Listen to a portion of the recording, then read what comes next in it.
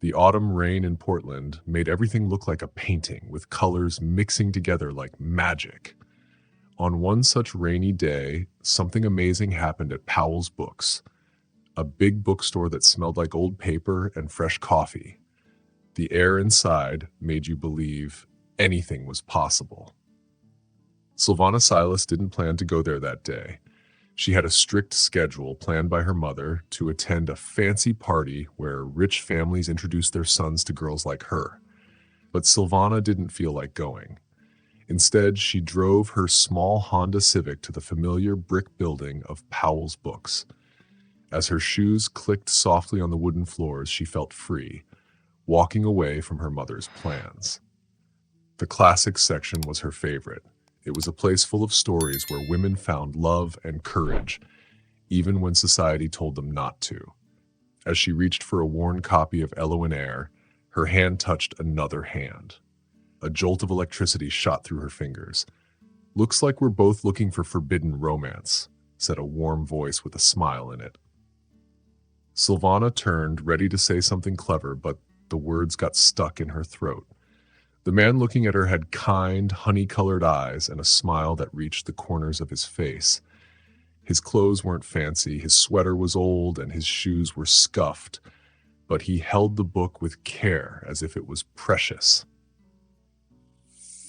"Elowen Eyre isn't just about romance," Sylvana said, her voice stronger than her beating heart. "It's about staying true to yourself, even when the world wants you to change." The man's smile deepened, and Sylvana noticed a small dimple on his left cheek. "A woman who sees the revolution in a love story, that's dangerous," he said with a twinkle in his eye. They started talking and couldn't stop.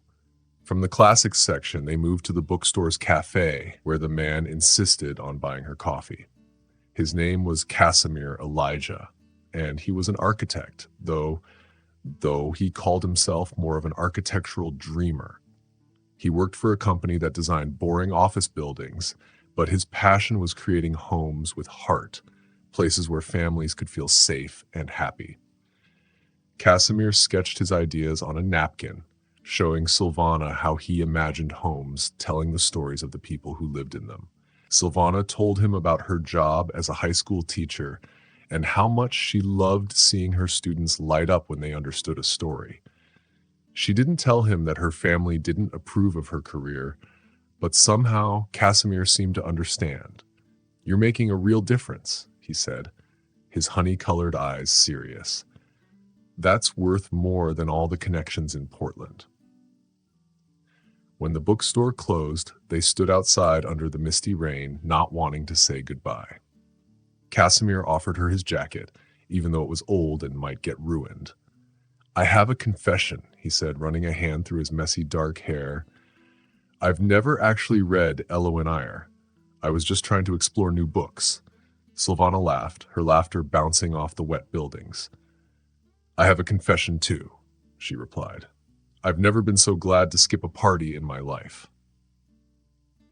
Their first date was at a food cart where Casimir introduced her to the best Thai food she'd ever had, served on paper plates at wobbly tables. It was so different from the fancy restaurants her family loved, and Sylvana felt free, as though she could breathe for the first time. They shared noodles and dreams, talking until the stars came out. Casimir told her about his parents, a carpenter and a librarian who taught him to value books, love, and hard work before they died in a car accident. Sylvana opened up about her own family, how they cared more about appearances and money than dreams. Casimir listened without judgment, offering kindness instead of advice. Sylvana's family soon found out about Casimir. Her mother saw them at a small Vietnamese restaurant and later confronted Sylvana. "An architect who can't afford to live in a proper neighborhood?" Her mother scoffed. "Really, Sylvana, this phase of yours has gone on long enough." "He has no connections, no trust fund, no future," her father added, not looking up from his phone. But Sylvana didn't care. They couldn't see what she saw in Casimir, his passion, his kindness, and his ability to make her feel truly alive. 6 months after they met, Casimir took her back to Powell's Books. In the classics section, where their hands had first touched, he got down on one knee. The ring he held was simple, a family heirloom that had belonged to his mother. "I can't promise you riches," Casimir said, his hands shaking, "but I promise to love you and to build a life worthy of your trust. Will you marry me?" Silvana said yes, and the bookstore filled with applause. Her family didn't attend their wedding, but Silvana didn't care. She walked down the aisle by herself, holding a bouquet of wildflowers Casimir had picked.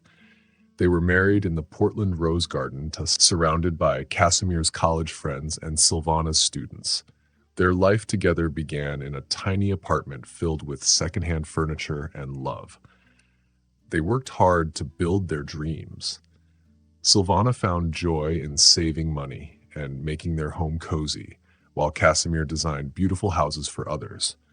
Even though they didn't have much, Silvana felt rich because their life was full of love and purpose. When Casimir's designs became popular, he started earning more money, but Silvana stayed the same. She saved for their future and helped Casimir buy tools and supplies to follow his dreams. As Casimir became more successful, he started traveling for work. At first, he went to nearby cities, but soon he was flying to faraway places like Singapore and Dubai. Silvana missed him terribly, but kept herself busy with work and saving money. She surprised him with thoughtful gifts, hoping to show how much she cared, even when they were apart. When Casimir returned from his work trips, Silvana always made an effort to make him feel special. She wanted him to know she appreciated his hard work and success, even if it sometimes meant he was away more than she liked. She gave him thoughtful gifts, expensive ties that she carefully picked out, and custom cufflinks engraved with subtle designs she knew he would love. These were her way of saying, "I see you. I'm proud of you." But Silvana didn't know what Casimir's new world was really like. It wasn't just about professional achievements or attending important meetings. This new world was filled with things she couldn't have imagined. The glittering luxury of high-end hotels, the intoxicating charm of exclusive restaurants, and people who saw money not as a tool for stability, but as something to flaunt and indulge in. Among these people was Marceline Chen, a successful real estate developer. Marceline wasn't just another business associate, she was unforgettable. She had a sharp mind for sustainable architecture and a way of commanding attention wherever she went. Marceline was everything Silvana wasn't. She was extravagant, impulsive, and worldly. Unlike Silvana, who saved carefully for every purchase, Marceline spent freely. She ordered wine without looking at prices, laughed easily at jokes, and didn't seem to worry about the future in the way Silvana always had. Marceline wore her wealth as effortlessly as she wore her designer clothes. It wasn't something she hid or managed carefully. It was a part of her, like a second skin. When Marceline joined one of Casimir's projects as a consultant, her presence was impossible to ignore. She had a natural energy that filled every room she entered, and people were drawn to her. She wasn't just attractive, she was magnetic. Casimir found himself paying attention to her in a way he hadn't with anyone else since meeting Silvana. She reminded him of what he loved about architecture, but she also introduced him to ideas he had never considered before. She spoke about buildings as more than just structures. They were visions, legacies, symbols of creativity. When Casimir returned home after trips where Marceline had been involved, Silvana began to notice subtle changes. He seemed restless, like he was constantly searching for something. He no longer seemed content with their simple life in Portland. He started making casual comments about upgrading their apartment or treating themselves more. "You don't have to be so careful anymore," he told her one evening as he watched her clipping coupons at the kitchen table. Silvana glanced up at him with a small smile. "I know," she said, "but I like doing this. It's who I am." To Silvana, their careful planning and budgeting weren't just habits, they were values. Even though they had more money now, she still brought her lunch to work, still hunted for the best sales, and still found joy in saving up for gifts that carried meaning instead of a big price tag. She thought Casimir appreciated this about her, but she didn't realize that this trait, once a source of pride, was beginning to feel like a constraint to him. As Casimir spent more time in his new world, he started to see things differently. The life he had built with Silvana, the modest lifestyle they had shared, started to feel small. Surrounded by the luxury and confidence of people like Marceline, he wondered if their careful, practical life was holding him back. Silvana didn't see this shift happening.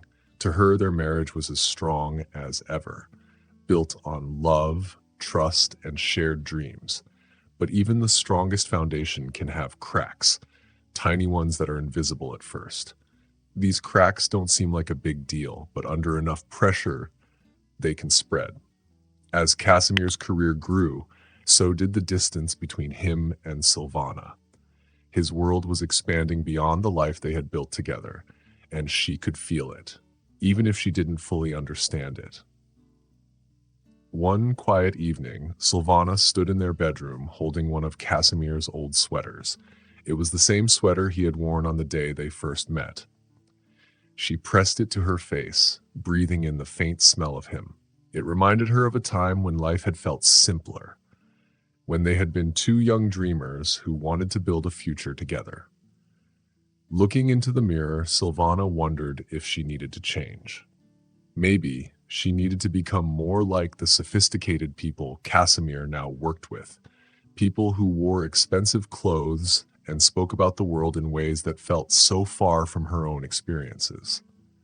But as the thought crossed her mind, she shook her head. Deep down, she knew she couldn't change who she was, not even for Casimir.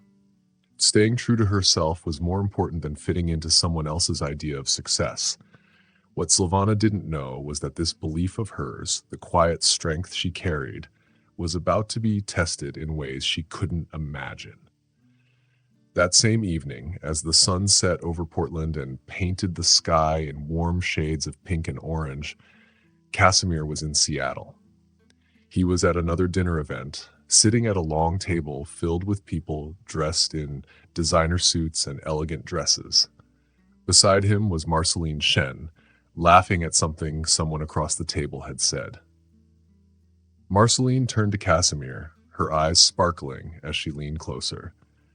"You've really made a name for yourself," she said, her voice low enough to feel like a secret meant just for him. Casimir smiled, but he didn't know what to say. Compliments like this still caught him off guard. Marceline tilted her head, studying him. "You have so much potential, Casimir. Don't let anyone tell you otherwise." Casimir felt a rush of something, pride, excitement, or maybe even fear. He had heard words like this before, but coming from Marceline, they felt different. Her confidence was contagious, and her words stayed with him long after the dinner ended. Back in Portland, Silvana was at home grading papers at their dining table. She was making careful notes on her students' essays about The Great Gatsby, a story about ambition and the cost of success. She paused to send Casimir a text. "Missing you. Hope the presentation went well. Love you," she wrote, pressing send. When Casimir saw the message later that night, he didn't reply right away. He was sitting in his hotel room, still thinking about the conversation he had with Marceline. She had a way of making everything seem possible, of making him feel like he could do more, be more. Eventually, Casimir typed a short response. Presentation went great. Heading to bed. He didn't tell her about Marceline or the things they had talked about. He didn't mention how her words had planted a seed of doubt in his mind. Doubt about whether the life he had built with Silvana was enough. That night, as Casimir lay in his hotel bed, staring at the ceiling, he thought about the foundation of his marriage. He thought about Silvana, about the life they had shared and the dreams they had built together. But he also thought about the new world he was stepping into, a world filled with opportunities he never could have imagined. The cracks in their marriage were small, almost invisible. But like cracks in a dam, they were spreading. It would only take one more moment of pressure for everything to come crashing down. Silvana felt strange lately. She was feeling sick, but she didn't want to think about what it might mean. She had too much to worry about already. One day, during her free time from work as a teacher, she decided to surprise her husband, Casimir, by bringing him lunch at his office. She packed all his favorite foods, special sandwiches, cookies that tasted like the ones his mom used to make, and a little note to cheer him up. When Silvana arrived at Casimir's office, the receptionist looked uncomfortable. The receptionist said, "Mr. Elijah is in a meeting with Marceline Chen," and left instructions not to be disturbed. Hearing the name Marceline Chen made Silvana feel uneasy. Casimir had mentioned Marceline's name before, but always in a business context. The receptionist's worried expression hinted that there was more to the story. Silvana smiled politely and said, "I'll just leave this on his desk." The receptionist hesitated but let her in. Casimir's office looked very fancy and different from how it used to be. It had a big window overlooking the river, stylish furniture, and lots of space. As she set the lunch on his desk, something caught her eye. It was a beautiful red silk scarf, something fancy and expensive. Silvana knew it didn't belong to her. It wasn't her style, and she never spent money on such things. Her stomach dropped. She was certain it belonged to Marceline Chen. As Silvana stood there, voices came from a nearby room. She should have left, but her feet wouldn't move. She heard a woman's voice say, "You know this can't continue. Your wife might not notice now, but she's not clueless." Then she heard Casimir's voice reply, "Silvana's not clueless. She just sees the world differently." The woman laughed and said, "You're designing million-dollar homes, and she's still clipping coupons. Don't you think you've outgrown that life?" Silvana couldn't listen anymore. She turned, left the lunch on the desk, and walked out of the building. She didn't cry until she got to her car, and then the tears came like a flood. She felt broken, but she was not the kind of person to stay broken for long. Even while crying, she started thinking about what to do next. Silvana stopped at a pharmacy and bought 3 pregnancy tests. When she got home, her hands were shaking as she took the tests. All 3 showed the same result: positive. She was going to have a baby. No, not just one baby. 2. She was going to have twins. At first, she cried some more. Then she started laughing because the emotions were so tangled up inside her. That evening, when Casimir came home, Silvana had already decided what to do. She greeted him with a smile, asked about his day, and listened as he told her a made-up story about work. She watched him carefully, noticing how he didn't look her in the eye. Over dinner, she said, "I made a doctor's appointment, just a routine checkup." Casimir barely noticed because he was busy looking at his phone. Silvana decided she wouldn't tell Casimir about the twins. Not yet. She wanted to protect them from knowing their father's betrayal. She would prepare in secret and raise them with all the love she could give. The next morning, Silvana started putting her plan into action. She registered at a different hospital using her maiden name. She rearranged her teaching schedule to hide her doctor's appointments, and she began keeping records of everything Casimir did: his late nights, suspicious expenses, and messages. It wasn't revenge she wanted. She just wanted to protect her babies. Casimir, meanwhile, continued his affair with Marceline. He thought he was being discreet, but Silvana noticed everything. As her pregnancy progressed, she wore loose clothes and blamed her sickness on a stomach bug, so Casimir wouldn't suspect. She confided only in her sister, Leora, who promised to help her every step of the way. When Silvana reached 7 months pregnant, she made a careful plan. She told Casimir she had a teaching conference and packed her bags. Leora helped her arrange to give birth at a small, private center far away. Casimir was too distracted with work and Marceline to pay much attention to Silvana's trip. At the birthing center, Silvana gave birth to 2 beautiful babies, a boy and a girl. She named them Dorian and Elowen, using her maiden name Silas on their birth certificates. Leora stayed by her side, helping her recover and take care of the twins. They created a story to explain the babies. They would tell people the twins were Leora's, born through a surrogate, and that Silvana was helping care for them temporarily. When Silvana returned home, Casimir didn't notice anything unusual. He was preoccupied with his projects and Marceline. Meanwhile, Silvana worked quietly to prepare a life for her children.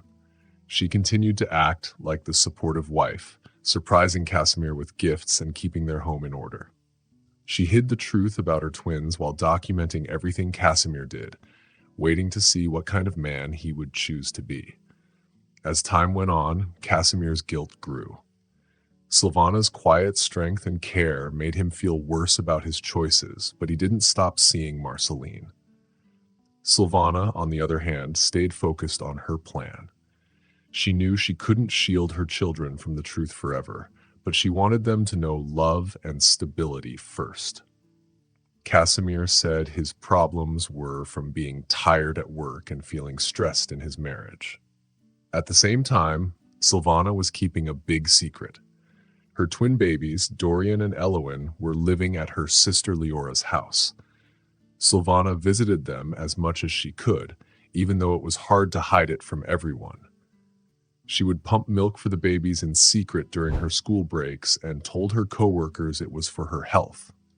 Being away from her children hurt so much, but she used that feeling to focus on teaching her students. Casimir was hiding things too. He had a girlfriend named Marceline who didn't want to stay a secret anymore. She kept telling him, "You can't live like this forever. You have to choose." But Casimir felt stuck. He loved Silvana once, but he also wanted the exciting life Marceline showed him. At night, when Silvana and Casimir lay in bed, both had secrets they couldn't share. One afternoon, while Casimir was with Marceline instead of at work, Silvana visited her twins. Leora asked her, "How long can you keep this up, June? The lies, the pretending?" Silvana held her babies tightly and said, "As long as I need to, until I know they're safe." Both Casimir and Silvana were living double lives, thinking they were protecting something important. Casimir thought he was protecting Silvana from pain, but he didn't know she already knew everything. Silvana was protecting their children from a messy situation, giving them a little time to feel loved without all the grown-up problems. As months passed, the twins grew older. Dorian was quiet and thoughtful, like his dad used to be before he changed. Elowen was strong and full of energy, just like her mom. Silvana kept track of every important moment, their first smiles, first words, and first steps. Casimir missed all these things. He stayed busy with work and traveled a lot for his job, but the truth was he was running away from the mess he made. One evening, Silvana overheard Casimir talking to Marceline. "I can't just leave," he said. "It's complicated. Silvana deserves better." For the first time, Silvana felt a little sorry for him. He was trapped in the lies he had created. The twins were almost 1 year old when cracks began to show in their secret lives. Someone saw Casimir with Marceline in a restaurant and mentioned it to Silvana.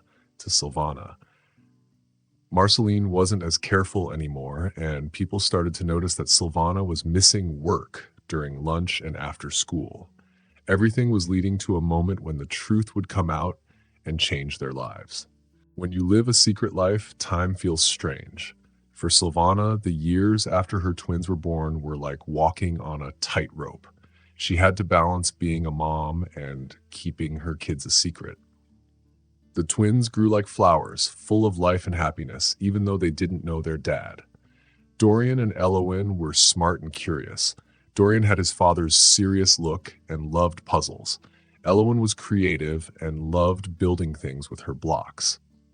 Leora's house became a safe place.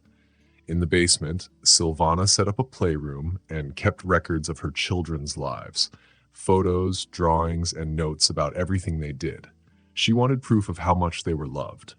At work, Silvana kept pretending everything was normal. She was a great teacher and told everyone she was busy with after-school activities. But really, she used her breaks to visit her twins or pump milk in her classroom closet. Casimir's constant traveling made it easier for Silvana to hide her secret. Casimir's relationship with Marceline got more serious, but he couldn't bring himself to leave Silvana. He felt guilty, but also loved the fancy life Marceline offered him. Once, Casimir came home early from a trip and followed Silvana. He almost caught her visiting the twins at Leora's house. Leora quickly hid the twins in the basement and made up a story about grading papers together. After Casimir left, Silvana sat shaking, knowing how close her secret had come to being discovered. As the twins started preschool, Silvana made sure no one would connect them to her or Casimir. The twins didn't understand why they had to keep secrets, but they followed the rules because they loved their mom. One day, Elowen asked Silvana, "Why doesn't Daddy live with us?" Silvana tried to explain gently.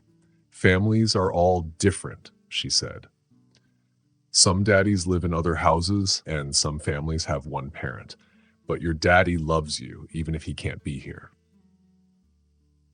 Silvana didn't tell them the whole truth, that Casimir didn't even know they existed because of the choices he made. Casimir, meanwhile, became more successful at work.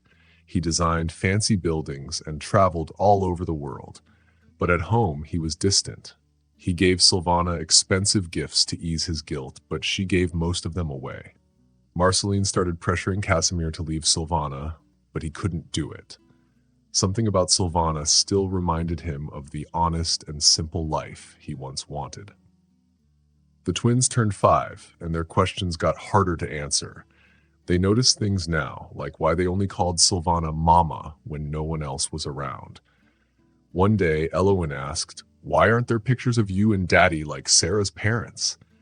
Dorian added, "Why do we call you Aunt June sometimes?" Silvana felt her heart ache. She knew she couldn't keep lying to them forever. Leora warned her, "You can't keep this up much longer. The truth will come out." Meanwhile, Casimir's double life was also falling apart. He started making mistakes, and Marceline became impatient. The lies that had kept everyone safe for so long were starting to crack. Marceline had grown more and more upset with their arrangement. She wanted more of Casimir's time, more commitment, and more proof that he was serious about leaving his marriage. What had once been a fun escape for Casimir was now feeling like a trap. One evening, as Casimir sat in Marceline's fancy condo that overlooked Seattle's waterfront, she gave him an ultimatum. "I'm tired of being your secret," she said, swirling her wine glass. "Either you tell Silvana about us and leave her, or I'll tell her myself." Casimir felt a cold wave rush over him. Despite everything, the lies, the double life, he couldn't stand the idea of hurting Silvana so directly. The thought made him feel sick. He went back to Portland the next day, his head full of worry, knowing he had put off this decision for too long. But life had its own way of revealing the truth. It happened on a sunny Sunday in Portland's Washington Park. Silvana had taken the twins, Elowen and Dorian, to the park with Leora, her sister. It was rare for them to go out together since Casimir was supposed to be in Singapore on a business trip. The kids were playing near the Rose Garden, their laughter echoing in the air. Everything seemed peaceful. Then Casimir turned the corner with Marceline on his arm. Time seemed to stop. Casimir froze mid-step, his eyes moving from Silvana to the twins and back again. His mind couldn't make sense of what he was seeing. Elowen and Dorian, about 5 years old, had faces that looked just like his. They were his mirror. Marceline's voice broke through the silence. "Casimir, what's wrong?" Casimir couldn't answer. His whole world was spinning. He stared at Elowen, who had his mother's smile, and Dorian, who stood just like Casimir did in his old family photos. All the secrets were laid bare in that moment. It was undeniable. "Silvana," Casimir said, his voice cracking. "What? Who?" Silvana stood perfectly still, her hand on Leora's arm for support. She hadn't planned for the truth to come out like this, But now that it had, she felt a mix of relief and fear. "They're yours," she said simply. Her voice was steady, even though her heart was racing. "They were born 9 months after your trip to Seattle, the same trip when you first slept with Marceline." Casimir's face went pale. Behind him, Marceline stepped back, shocked as the reality hit her. The twins, sensing the tension, had stopped playing and were watching the adults with wide eyes. "Mama?" Elowen called out uncertainly. "Who's that man?" The simple question broke something in Casimir. He swayed on his feet, reaching out for support, but there was none. The last thing he saw before fainting was Silvana moving toward him, her concern overpowering years of hurt, while Marceline backed away, her heels clicking as she quickly left the scene.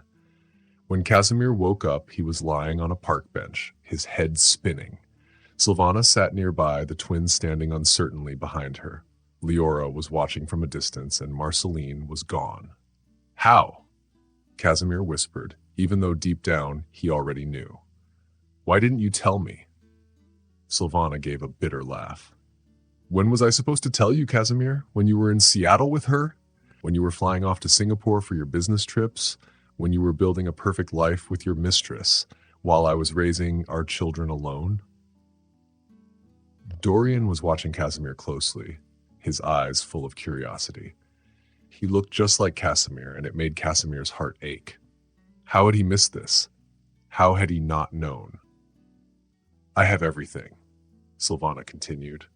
"Every doctor's appointment, every milestone, every school report, videos of their first steps, recordings of their first words.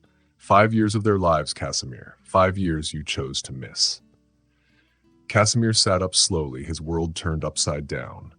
He looked at the twins, seeing pieces of himself in them, the way Dorian held a book close to his chest, just like Casimir had as a child, the way Elowen tilted her head thoughtfully, just as he did when he was deep in thought. "Does anyone else know?" he asked, his voice trembling. "Just Leora," Silvana said. "She's been with me through everything. She was there when I gave birth. She's helped me keep this secret for years, protecting the twins from the mess of your choices." Casimir's guilt felt unbearable. 5 years of lies and missed moments weighed heavily on him. Silvana's secrets had been made out of love and protection, while his had been selfish and destructive. The proof of their choices stood before him. Two beautiful children who had been raised with care, shielded from the chaos of adult betrayal. "What happens now?" Casimir asked, his voice small. Silvana looked at the twins, her strength returning. "That depends on you," she said firmly. "They deserve to know their father, but only if you're ready to be the kind of father they need. No more lies, Casimir. No more double lives. They've had enough secrets." Casimir's betrayal had made Silvana tell some lies to protect her family, and that made things very complicated. Marceline, who had once been a big part of their lives, left for a new job in Singapore. She sent Silvana a letter 6 months later saying she was sorry. In the letter, Marceline explained that she thought she was fighting for love, but instead, she almost ruined everything. She said that their children were beautiful and deserved better than what they almost lost. Casimir read the letter and agreed. He said he almost lost everything trying to chase something that wasn't real. Over time, things started to get better. One Sunday, Casimir discovered that his son, Dorian, was afraid of thunderstorms, just like he had been when he was a little boy. During a big storm, Casimir held Dorian close and taught him how to count the seconds between lightning and thunder to see how far away the storm was. Meanwhile, Elowen, their daughter, started pretending to be like her dad and made houses out of blankets and pillows. She asked Casimir to look at them seriously, just like he looked at his work projects. This helped them grow closer. Their first Christmas together as a family wasn't easy, but it had special moments. The twins were old enough to know about Christmas and believed in the magic. When decorating the tree, Dorian asked, "Daddy, is Santa real?" Casimir looked at Silvana for help and then answered, "The spirit of Santa is real. It's about love and giving, just like the love in our family. It's real even when our family looks different from others.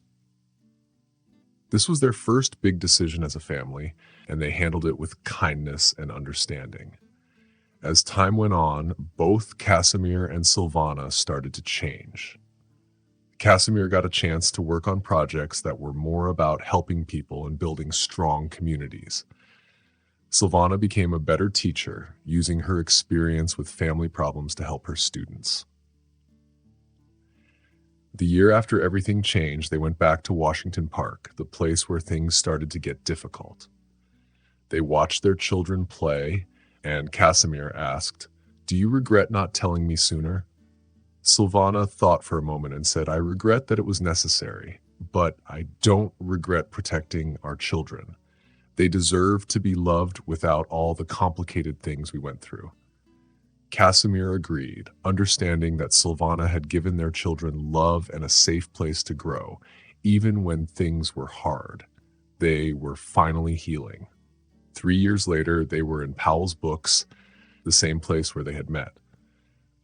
Their daughter, Elowen, was looking for a book, Elowen Eyre, which was the book that had brought her parents together. She asked her mom, "Is this the book you and Daddy met over?" Silvana smiled and explained. Elowen's brother, Dorian, asked about the sad times, and Casimir gently explained that every story has difficult parts, but they all help us grow into who we are. The last 3 years had been a time of fixing things. Casimir had proven his love and commitment to his family. He made sure to always be there for his children and show them he could be trusted. Silvana saw how much Casimir had changed and started to fall in love with him all over again. They were not just co-parents anymore. They had become partners in a stronger, more honest relationship. They were getting ready for a vow renewal ceremony where they would promise to begin again, this time with truth and love. As they were about to leave the bookstore, Casimir pulled out the book Elowen Eyre, the very same one they had both reached for so many years ago. He said softly, "I finally read it. I understand now. It's not just a love story. It's about staying true to yourself, about forgiveness, and about starting over." Silvana smiled and agreed. It's about choosing love even when it's hard. Their children had seen how love can grow stronger even after it's been hurt. Elowen had become passionate about dance, while Dorian loved science and looked up to his dad. They all showed that even when things are tough, love can grow into something beautiful. Casimir and Silvana's family was bigger now. Leora, who had always supported them, spent holidays with them in their home. Even Silvana's parents, who had been upset at first, were starting to see the change in Casimir and how happy their grandchildren made them. As they left the bookstore, Casimir and Silvana looked at each other and saw the people they had fallen in love with, but also the stronger people they had become. They were ready for their vow renewal the next day. It was a new beginning, not just for them, but for their children too. The past no longer held them back. It was just another part of their story. Silvana's story teaches us something important. Sometimes we go through hard things like betrayal and heartbreak. But no matter what happens, we have the strength to keep going and rebuild. You are strong even when things are hard. Like Silvana, you can protect what matters and love others even when you've been hurt. You don't have to be perfect, just strong and true to yourself. Your struggles today will make you stronger tomorrow, and the love you give, even after being hurt, is your greatest strength. You can create a beautiful life, just like Silvana did. If Silvana's story touched your heart, join us by liking and subscribing so we can keep sharing stories about love, healing, and how to stay strong no matter what happens. You're not alone in your journey. The best chapters of your life are still to come. Thank you for watching. If you like this story and want to see more, please subscribe to our channel. That way, you won't miss any new videos. Give us a thumbs up if you enjoyed it, and share what you think in the comments. We love hearing your thoughts. Also, don't forget to check out the other videos on our channel. We'll see you in the next story.